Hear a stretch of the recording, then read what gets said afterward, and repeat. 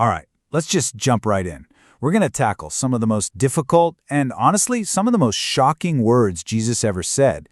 I'm talking about the statements that seem to completely contradict his main message of love. You know the ones: hating your family, bringing a sword instead of peace. So how in the world are we supposed to understand all of this? God and Us presents Proclamation to the Nations. I mean, look at this right from the Gospel of Luke. If anyone does not hate his own father and mother, he cannot be my disciple. Now, if you just read that by itself, it is incredibly jarring. It feels like a total 180 from everything else we've been taught. And yeah, that's the big question, isn't it? That's the puzzle at the heart of all this. How do you square that circle? How can a message that's so fundamentally built on love also have what sounds like a direct order to hate the people you're supposed to love the most? This is the very tension we're going to pull apart today. So first, let's just sit with the problem for a second. These words aren't just a little confusing. They really do seem to create a massive contradiction right in the middle of the whole message. And it's not just the thing about hating your family. Over in the Gospel of Matthew, Jesus says he didn't come to bring peace, but a sword. A sword. I mean, that's a weapon. It's an instrument of division, of conflict, not peace and unity. So you have to ask, what is going on here? Let's be honest. From just our normal human point of view, these commands feel, well, they feel impossible. To truly love someone who is actively your enemy, that goes against every natural instinct we have. And you know what? That feeling, that sense of impossibility, that's actually our first big clue that we might be looking at this from the wrong angle. So, how do we get to the bottom of this? The key, believe it or not, is buried in the original Greek text. It's all hidden in one single, incredibly important word. That word is echthros. Now, this doesn't just mean a personal rival or someone you don't get along with. It describes something much deeper, something odious, detestable, and actively hostile. And here's the most critical part. It specifically describes a state of being an enemy of God because of sin. So the enemy we're talking about isn't just a person who doesn't like you. It's a spiritual condition of being opposed to God himself. And this brings to light a fundamental conflict between two natures. You've got the flesh on one side. That's our fallen human nature. It's described as being naturally hostile to God. It's the very source of that echthros, enmity. But then, on the other side, you have the Spirit, God's nature. And that's the source of real love and peace, the power that can actually overcome all that hostility. Okay, so now that we have this framework, let's go back to those shocking verses and look at them with these new eyes.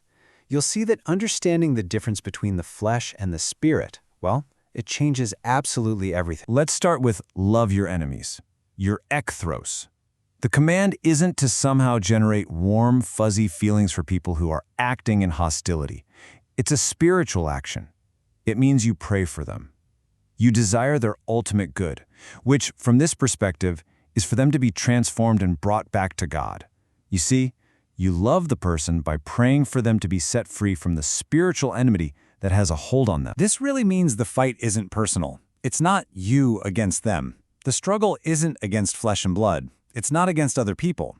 The real enemy, the real battle, is with the spiritual source of that hostility.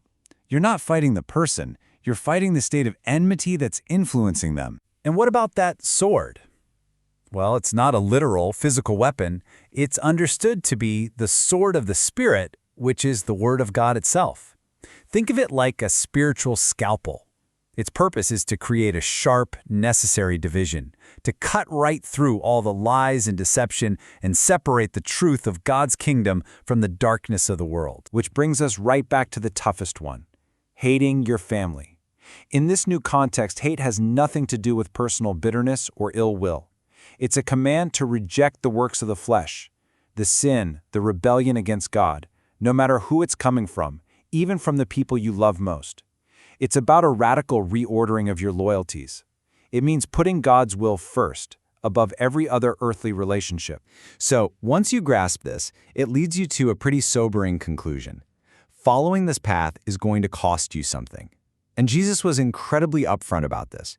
He basically said that if you want to be a disciple, you better sit down and calculate the true cost first. You know, it's interesting. Right after that verse about hating your family in Luke 14, Jesus immediately tells these two little stories, one about a guy building a tower and another about a king going to war. The point of both is exactly the same. Don't start a project you're not fully prepared to finish.